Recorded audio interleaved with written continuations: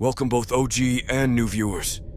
Today we will delve into one anon's spooky stories and encounters from the Philippines. Relax and enjoy the show. I know there's a Filipino thread in the catalog, but something tells me that ain't the right place, so I may as well post here outside of the cities. People here treat superstition as a part of everyday life, with witch doctors, the legit ones anyway, on the same standing as actual medical practitioners, and encounters with monsters treated as an unfortunate but inevitable fact of life. The 8-year-old Flippanon live in rural town at the foot of a mountain range spanning the length of the island we live on. Neighborhood where we live in is right next to the town center. Neighborhood is holding a basketball tournament in the street. It's like a mini fiesta with almost everyone turning out to watch it. Neighbor just gave birth and is staying behind to watch her infant son. Her house is basically a bamboo hut, raised on stilts with the space underneath usually left open and used for storage, pick-related. She heads to the bedroom to check in her kid. She sees a long, hairy arm poking through the floorboards. These huts usually only have a single layer of bamboo planks as flooring. Trying to reach the baby's crib, neighbor screams. Everyone outside hears and her husband and relatives rush towards the hut. The arm darts back under the floorboards and several people see a large black dog bolt from under the hut, running out towards the town outskirts. It's a bloody aswang. The neighborhood cancels the basketball tournament and organizes an impromptu armed watch for the next 2 weeks, since aswangs are known to stick around and wait for their prey to become vulnerable. The police station just a few blocks away officially does not endorse superstition-induced hysteria, but quietly steps up a road patrol for the duration. This goes on until the neighborhood felt they discouraged the aswang from pursuing the kid. It's a bit anticlimactic, but the vast majority of these attacks end this way. For context, aswangs are similar to Native American skinwalkers, in that they are people who use black magic to shapeshift into monstrous versions of animals, like dogs, birds, and boars. By day, they are often described as old and wrinkled people living alone in isolated shacks in the jungle. At night, they take on the forms of black animals to hunt. They have a taste for offal like the livers of women and children, and are known to stalk chosen prey over a period of days or weeks. While they are more often than not loners who voluntarily turn in shape-shifting monsters, it is not unheard of for them to turn unknowing victims, usually strangers and drifters, into more aswangs, usually by offering a stranger food or drink laced with their saliva in a process called a yanggaw. If consumed, the victim will slowly gain an appetite for increasingly strange meats until they lose control of themselves and consume human flesh, at which point they will become a full-fledged aswang. The process can be reversed by an albulario, or medicine man, so long as the victim hasn't consumed human flesh. They've been around for a long time, with Pigafetta's official account during Magellan's arrival in the Philippines recording an incident of an aswang stalking. Despite being described as stronger than normal men, they can be killed by mundane bullets and steel in addition to charmed and blessed weaponry.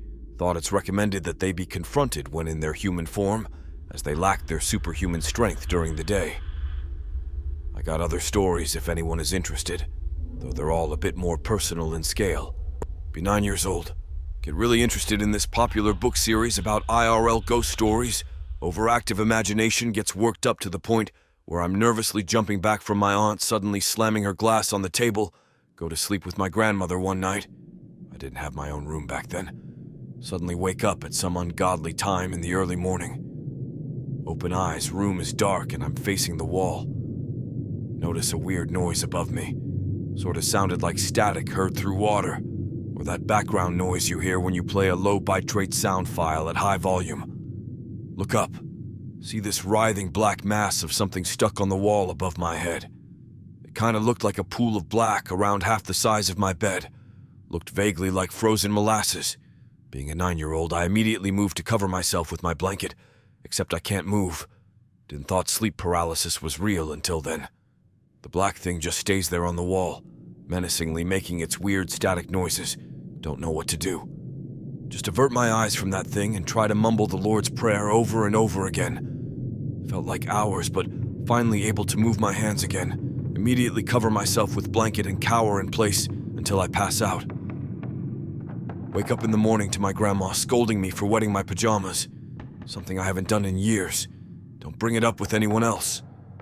Swear off reading spooky stories for the time being. Be 10 years old, been going to school in the city, but spend summer vacation with my parents in the rice fields. Once again, no room of my own. Old room was repurposed as storage. So spend the night in the living room with one of those rattan folding beds. Past midnight. Wake up. Hear kids' voices. Wait. There are only supposed to be 3 people in the house. Listen closely, it's definitely kids talking, but in a language I couldn't understand. Can move my limbs, so know this isn't sleep paralysis. Dare to peek from under the blankets. See shadows moving about in the moonlight streaming through the windows. Hide under blanket and pray hard until I fall unconscious. Yes, I was a coward back then. Once again, didn't tell anyone because they'll just laugh at me. Be 14 or so. Parents are out of town for business. Have the house all by myself for the whole day. Near sundown, the power dies during a blackout.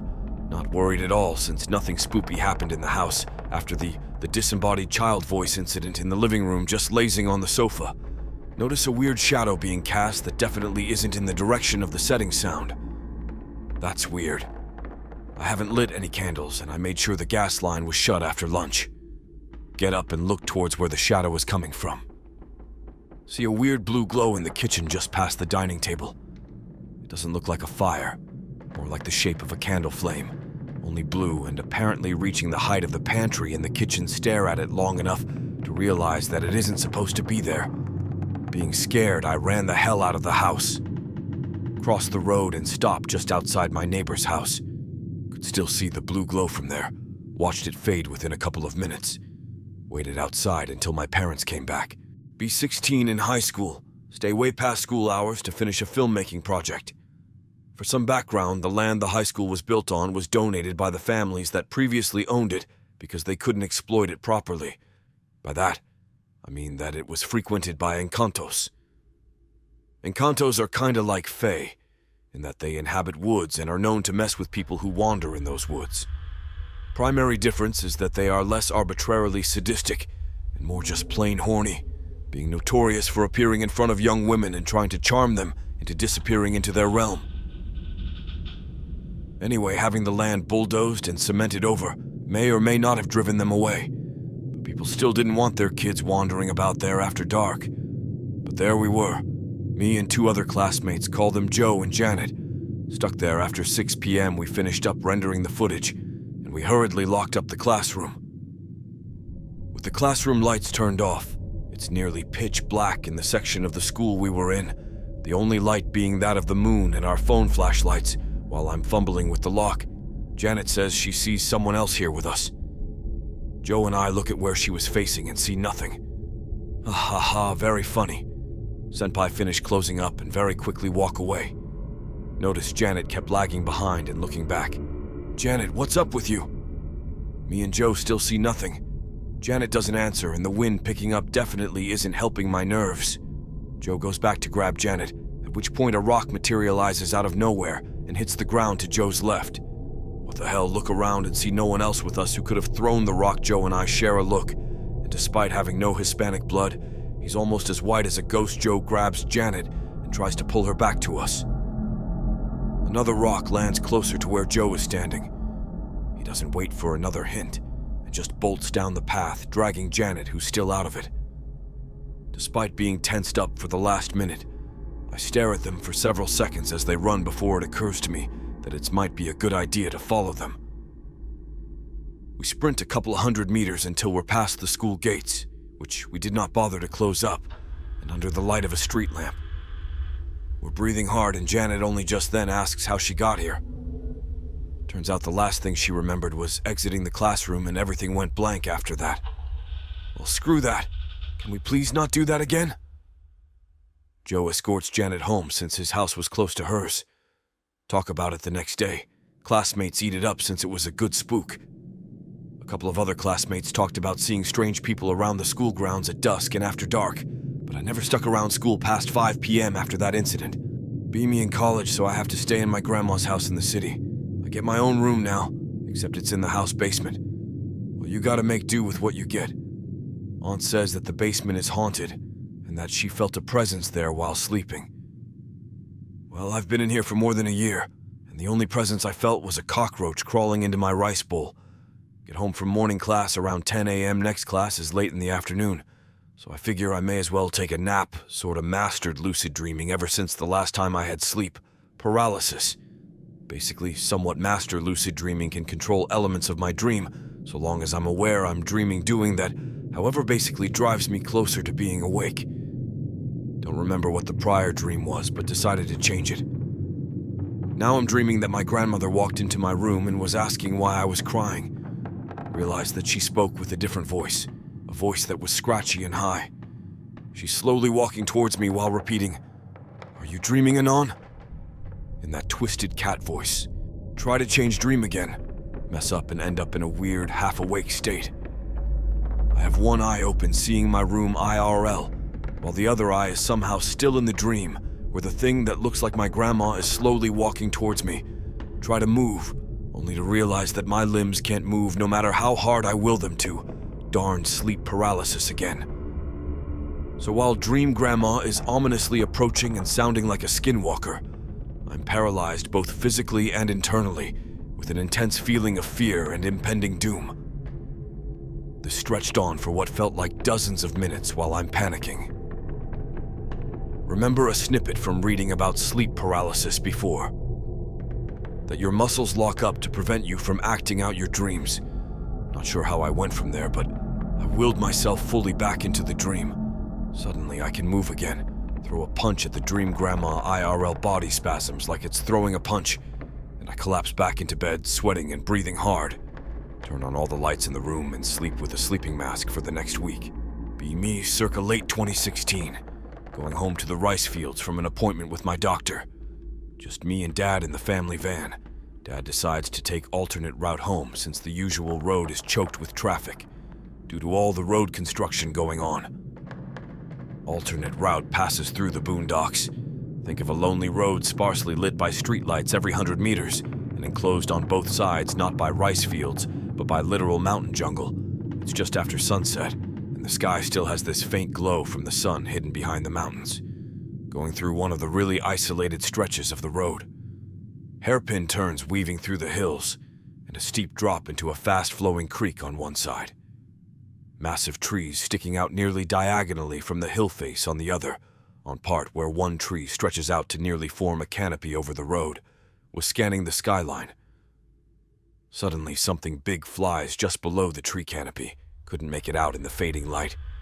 But except it was blackish brown and too big for a bird or bat, looked like it was at least the size of our Belgian guard dog, which was of those big-ass K9 dogs watch it disappear into the jungle, turn towards Dad.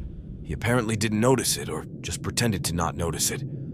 Some flying foxes are known to grow to the size of a man, but they're usually on the northern side of the island where we live on.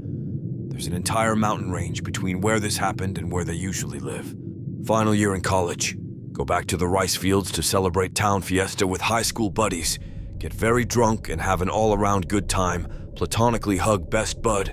No homo nearly blackout as we're wandering around town. Come to around 2 or 3 a.m. one of my buddies needs to go home. Problem is that his house is a couple of kilometers from town, and his designated driver is out cold over at another friend's house. So we all decide to walk him home. Safety in numbers and all that. Except for the fact that we were all drunk as hell. A dozen drunk college kids are stumbling through a country road at 3 a.m. Take note that people would rather sleep over than wander through the rice fields at night. The green and gold fields looked very different under moonlight. We noticed a couple of mysterious orbs of light in the distance, and sometimes we'd see humanoid silhouettes appear and disappear from within the tall grass. Maybe people, maybe not. But it was 3 a.m. Shadows and the alcohol might have been playing tricks with our eyes. Despite being drunk, we weren't stupid enough to challenge something to appear, and we all made it to our buddy's house without any major incident. He offered to let us sleep at his place. We accepted because we were tired as hell from the long walk and were sobering up anyway. Get an earful from Mom the next morning when she learned we tramped through the rice fields in the dead of night. Last one for tonight because I already spent the last hour writing up the rest and I need to be up early, be working at an outsourcing office. Get the night shift that week, got to office early. so I didn't have to deal with the lack of public transport in the night. Didn't have the cash for a motorcycle yet. Decide to sleep in the office rest quarters, which was jokingly said to be haunted. Come on. I just want a nap inside the rest quarters. Feel cold and uneasy despite wearing a sweater. Notice that besides the hum of the air conditioner, feel like I'm hearing something that sounds like faint screaming. Come on, man. Just let me sleep. Eventually fall asleep. Get this weird dream where I'm still in the rest quarters, but I'm looking at the wall and see a poorly drawn skull. I know what you're trying to say, but I still ain't leaving. I just want to have some sleep. Feel the bed shake like an earthquake, then tilt on its side. Fall down, and then something grabs my head and squeezes hard. Legit felt my eyes were about to pop out. Oh, screw you, I'm out. Struggled to move despite the pain until I remember I'm still dreaming. Forced myself awake and hurriedly get out of there. Grab a cheap coffee from the vending machine and just plop myself in the office lobby. Lobby guard notices I look like hell. Tell him, yep, the rest quarters is haunted. He just nods knowingly.